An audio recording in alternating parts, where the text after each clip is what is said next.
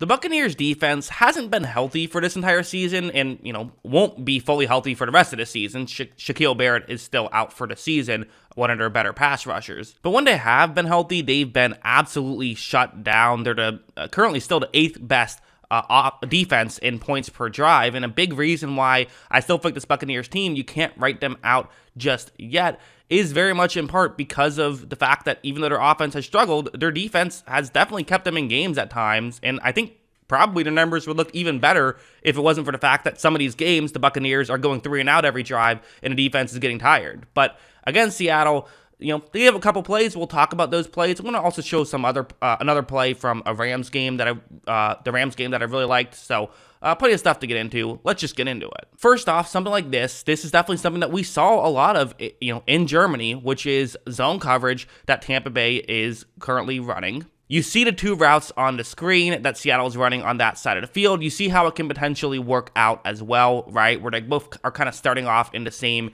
zone in coverage. So, as good as Lavonte David is, he can't cover 2 guys, right? So you can kind of, whoever he covers, throw it to the other guy. That's how maybe you're hoping this play works. However, right when this play begins, Geno Smith takes the snap. Geno Smith even rolls out towards the top of the screen. So he has time here, but there really isn't an open window. Maybe he could fire one towards Tyler Lockett, and maybe that could work out. That's kind of the more underneath route. There's a chance, but again, Lavonte David is right there. He's ready to pounce on it and knock the ball away if that's what Smith decides to do. So it's going to be tough. Smith decides to hold on a little bit. Eventually, he's going to make this throw, but there's just, I think he actually just threw that one away, said this isn't open.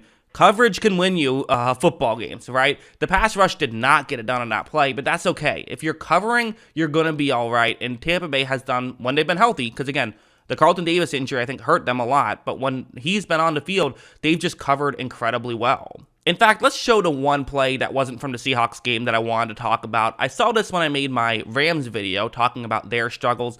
When I was making this video, I nearly just turned it into a Lavonte David video. This guy, every time I watch Buccaneers defense film, he just jumps out as he's such an incredible player. And this is a great example of him just making an incredible play. It's zone coverage. You have 2 receivers who are running deeper routes with Cooper Kupp, who's in the slot, running a route over the middle. That's the way this play is designed to work. You want Kupp to get open. You want really to pick on the linebackers. Run a play action, get Lavonte David specifically out of position, get him to move closer in, and so therefore, with 2 receivers running deep routes, the corners and safety deep, can't really cover that. Cooper Kupp gets wide open over the middle. So, Stafford runs the play action, and watch Lavonte David. He did not get fooled at all on that play action, and neither did Devin White. Maybe just the play action itself just, wasn't a great one, wasn't well timed, I don't know. But you see in this spot that right here, what David is doing so well is just reading the play. He says, okay, you tried to get me out of position. What are you doing?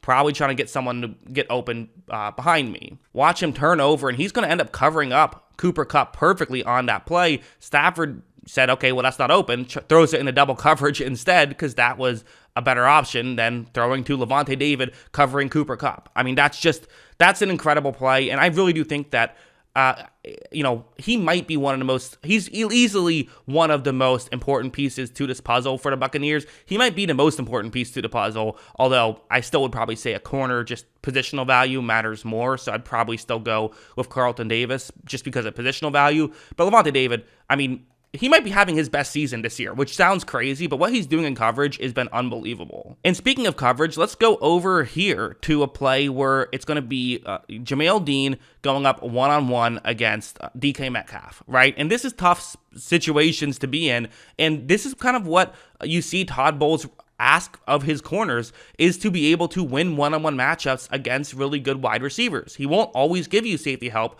Sometimes you just have to win. It certainly has its drawbacks, like when you leave Antoine Winfield one-on-one on Cooper Kupp in the most important play of the season last year. I will never forget that play, but also it can have its benefits because if you can stop those plays, it makes it really hard for the opposing offense to really do anything else. So if Dean can stop this play, it can be very good. And watch, as you see, you're going to see Metcalf, try to get open here. It looked like he pushed off a little bit, and then maybe, one thing that there was kind of debatably a little bit of a hold, but that's actually something that never gets called. if a wide receiver pushes off a little bit, the refs will let you, as a defensive back, kind of hold on a little bit, almost to let yourself not get out of position on the push off. That's like when they say hand fighting, that's usually what hand fighting means. So I like the no call, and they were able to stop that play. So again, the fact that the corners are winning consistently, and that's not even their best corner against DK Metcalf, that's part of why this defense can be at times locked down. Now, going over here, it's not like the defense has been perfect. It seems like every game they have a couple of drives where they have some mistakes, and this is an example of it where, this is the 4th down. If Tampa Bay gets a stop right here, they're feeling pretty good about their chances to win this football game. If not, they have to put the ball in Tom Brady's hands, so you still feel pretty good about your chances to win, but you would like to avoid that altogether. Get the stop here. The way this play works is it's a zone coverage play. You're going to run a play action, Seattle is, which can hopefully get some players out of position, and it's going to actually be Goodwin who's going to be the guy who's running a deeper route. Hopefully he can get past Sean Murphy-Bunting, who is the corner who is deep right here. Watch how, when you see Smith take the snap and run the play action, you see at this point, Goodwin is, he got himself open. This play worked, and they were able to scheme it open. So this is good stuff. Now, worth mentioning, Devin White's coming in to deliver a hit on Geno Smith. Say what you want about Devin White. He definitely is, I think, very much the weak link of this coverage unit. I don't think there's any question about that, but when he's chasing after a quarterback, that's when he's at his best. White delivers a hit, but Smith still puts a perfect throw on the money for that completion to be made. Part of me is like, that's just kind of good offense. Like, good offense beats good defense, and I think that was good offense by Seattle. That doesn't really bother me too much by Tampa Bay. The reality is, yes, if you make great throws and run good routes and call good plays, you will beat this Buccaneers defense. You can say that about every defense, though, which is why I still think that this defense is very good. And one last thing we've seen this Buccaneers run defense at times not look as dominant as we've seen it look in previous years. It used to be the kind of thing where teams just straight up wouldn't run on the Buccaneers, right? They just say, we're not running on you. You can be so dominant that we'll basically lose yards every rush, so we're just not even doing that anymore. Hasn't been the case this year. They have had some holes in the run defense, and at times have had some really bad run defense plays, but we saw kind of the emergence of it this week against Seattle, and one guy who, a guy who the Tampa Bay Buccaneers had high hopes for, hasn't really turned out too well so far, is Akeem Hicks. Kind of a veteran guy, similar to almost like the defensive version of why they went out and got Julio Jones, as someone who they were just like, okay, this is someone who has great potential, has all-pro potential, but just can he stay healthy? Well, the answer has been no, he has not been able to stay healthy, but this play was a great play by a lot of Buccaneers players, but just watch how he reads this play. Look, as you see, he is able to get over, and he is going to be able to find a way to make a tackle on Kenneth Walker. So, again, this was a big reason the Buccaneers have been able to win. And honestly, as the Buccaneers have had such a tough stretch so far, 10 weeks into the season,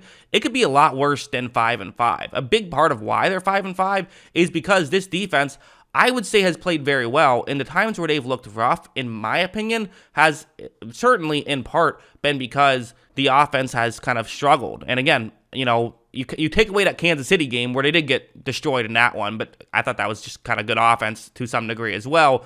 They've been really outstanding throughout every other game. They gave up 27 to Baltimore as well, but other than that, they haven't given up 21 points all season, and they've only given up over 17 once, other than those two games. So, they've just been just incredible so far in this season, in my opinion, and it's what's allowed them to be a playoff team right now, and who knows, maybe more. That's what I think. What do you guys think? Let me know in the comments below.